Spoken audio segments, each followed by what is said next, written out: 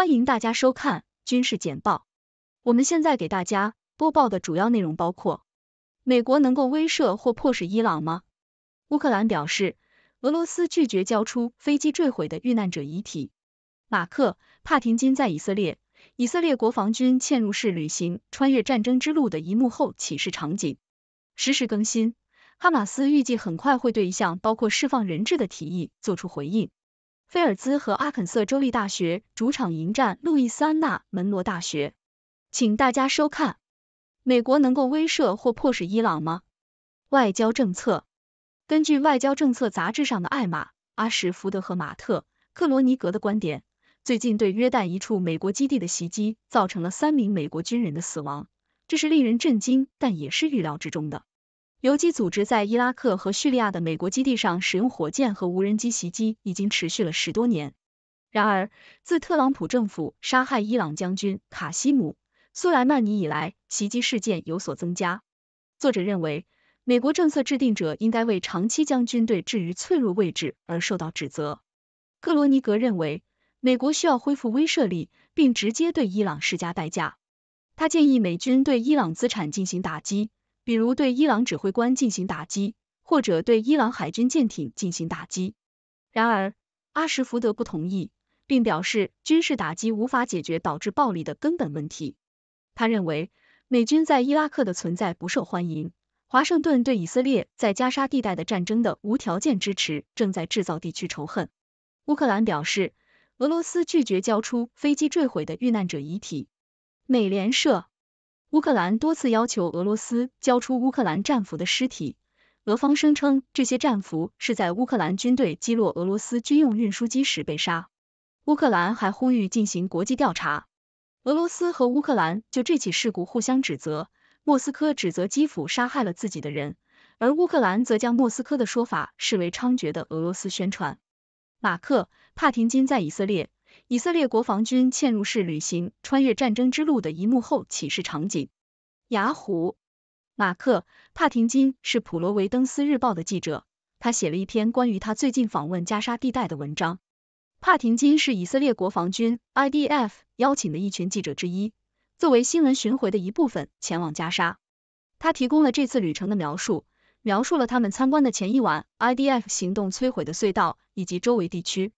帕廷金还描述了冲突对加沙造成的破坏以及士兵和记者面临的危险。他最后强调了冲突与以色列领土的接近性，以及他返回耶路撒冷时持续的战争声音。实时更新，哈马斯预计很快会对一项包括释放人质的提议做出回应。美联社预计哈马斯将很快对一项提议做出回应，该提议包括在加沙战斗中延长停火时间，并逐步交换哈马斯控制的人质与在以色列监禁的巴勒斯坦人。一名哈马斯高级官员表示，持久停火是哈马斯最重要的组成部分，其他一切都可以谈判。该提议由美国、以色列、卡塔尔和埃及的高级官员起草，正在等待哈马斯的回应。该提议包括大量援助车辆进入加沙，并允许流离失所的居民逐步返回北部的家园。菲尔兹和阿肯色州立大学主场迎战路易斯安那门罗大学。美联社。阿肯色州立大学在凯勒·菲尔兹 Caleb Fields 在对阵南密西西比州立大学精英队的比赛中得到27分后，将迎战路易斯安那州门罗大学战鹰队。红狼队在主场比赛中取得了6胜2负的战绩。阿肯色州立大学在太阳带联盟中以场均 11.5 个进攻篮板位列第3，以伊扎亚·尼尔森 Isaiah Nelson 的场均 2.5 个篮板领先。战鹰队在联盟比赛中取得了3胜7负的战绩。门罗大学平均每场比赛失误 12.4 次，当失误次数少于对手时，他们的战绩为4胜2负。阿肯色州立大学本赛季场均命中 9.9 个三分球，比门罗大学每场比赛失去的 9.3 个三分球多 0.6 个。门罗大学场均得分 69.6 分，比阿肯色州立大学允许对手得分的 78.5 分少 8.9 分。一个巴勒斯坦人在10月7日发布了一条信息，接着就收到了死亡威胁。华盛顿邮报。以色列的一位神经科学家和民谣歌手在2021年10月哈马斯大屠杀后发布了一条 Facebook 信息后，面临着死亡威胁和骚扰。该国的巴勒斯坦公民达拉·阿布·阿姆内表示，他想传达的是暴力不会带来任何好处，但唯一的胜利者是上帝。然而，有人在帖子上加了一面巴勒斯坦国旗，引发了批评和要求他道歉或面临暴力的呼声。阿布·阿姆内表示，他并没有打算站队，他的意图是表达他的信仰。从那时起，他受到了强奸、暴力和死亡的威胁，他的路名也被改为以色列国防军街。他还被拒绝供水，他的家庭垃圾桶被拿走，外面放了一个漏水的建筑垃圾箱。以色列的阿拉伯公民占该国人口的 20%， 他们表示自己正受到言论自由打击的打压。数百人被逮捕或被停学，人权活动人士表示，对言论的打击有所增加。阿布·阿姆内居住的阿弗拉市市长将这位歌手作为竞选议题，要求其他候选人加入到他家外的抗议活动中。阿布·阿姆内表示，他对这种强烈的反弹感到震惊。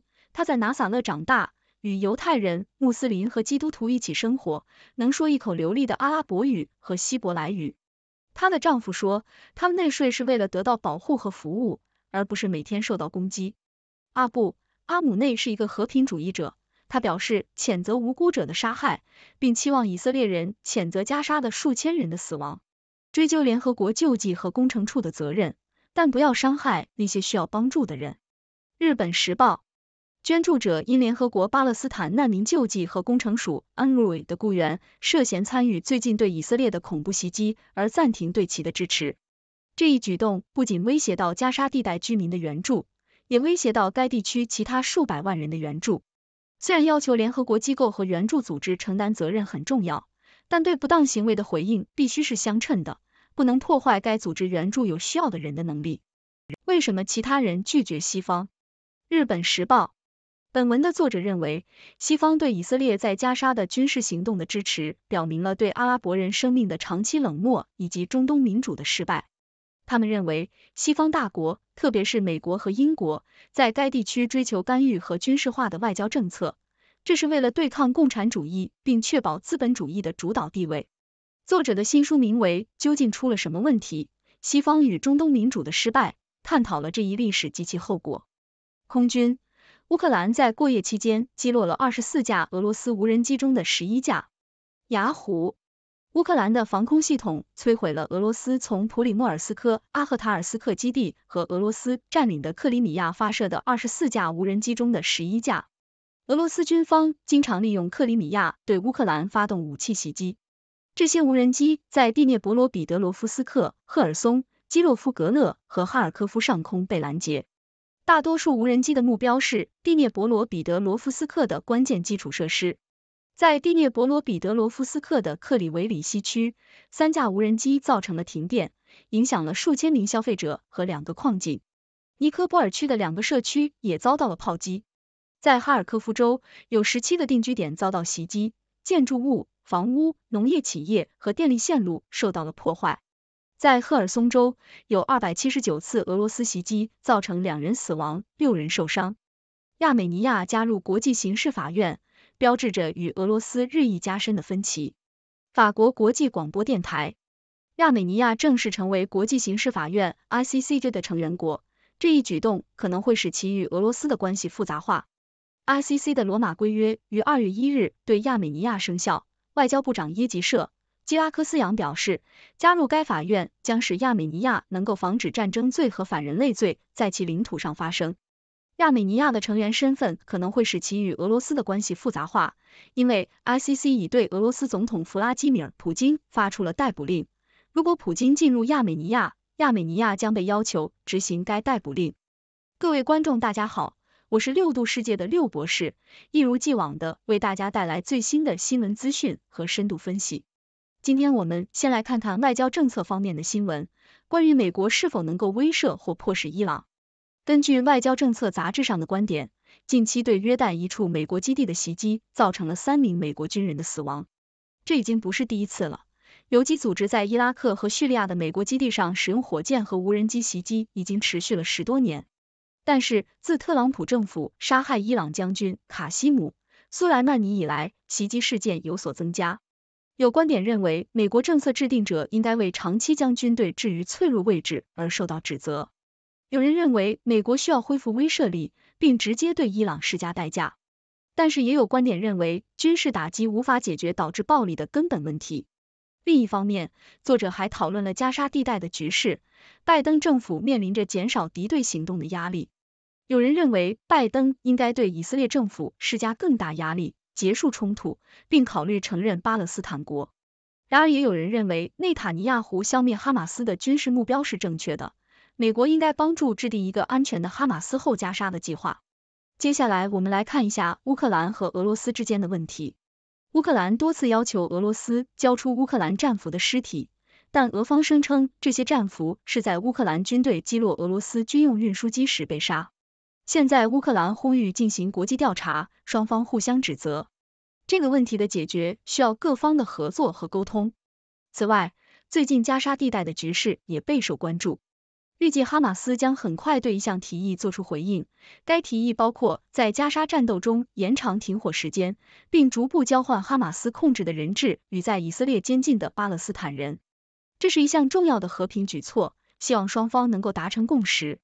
在体育方面，我们也有一些新闻。阿肯色州立大学将迎战路易斯安那州门罗大学战鹰队，这是一场备受期待的比赛。两支球队都有自己的优势和实力，我们拭目以待，看看谁能够获得胜利。最后，我想谈谈一个更加敏感的话题，就是言论自由和人权的问题。